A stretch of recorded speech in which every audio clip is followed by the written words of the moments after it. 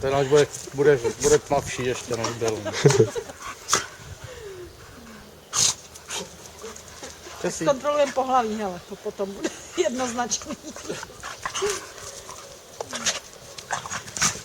Tohle je kámoška, veď ne Mikeš, ten tě kousne, když ho otravuješ dlouho a... Představa, že by tohle udělali 3krát za dopoledne a my nebyli doma, pak se plynule vrátili si odpočinout. No, tak to by opravdu nebylo dobré.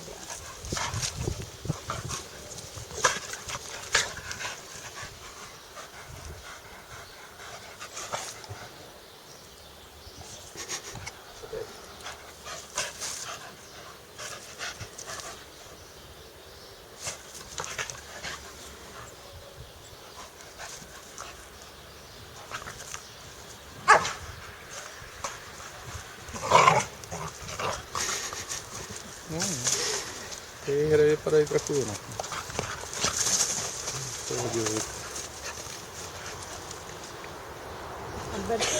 Na zeď se dávat tadyhle na té hromadě, jo?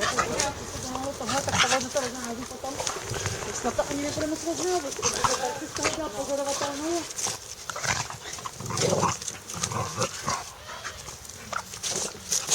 Ne, Berti, neskákej. Dobrý, já jsem na vycházku vypravený, mě to nevadí.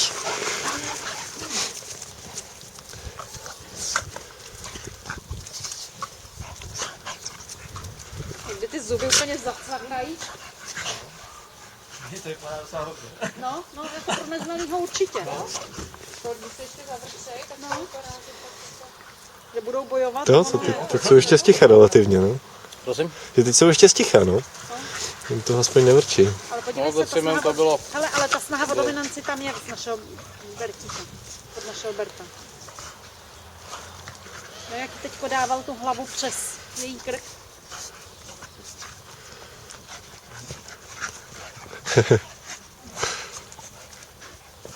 Jsi mladý, hochu, to nevím, jestli ti to projde.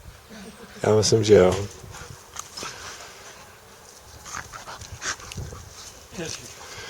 Ježiš.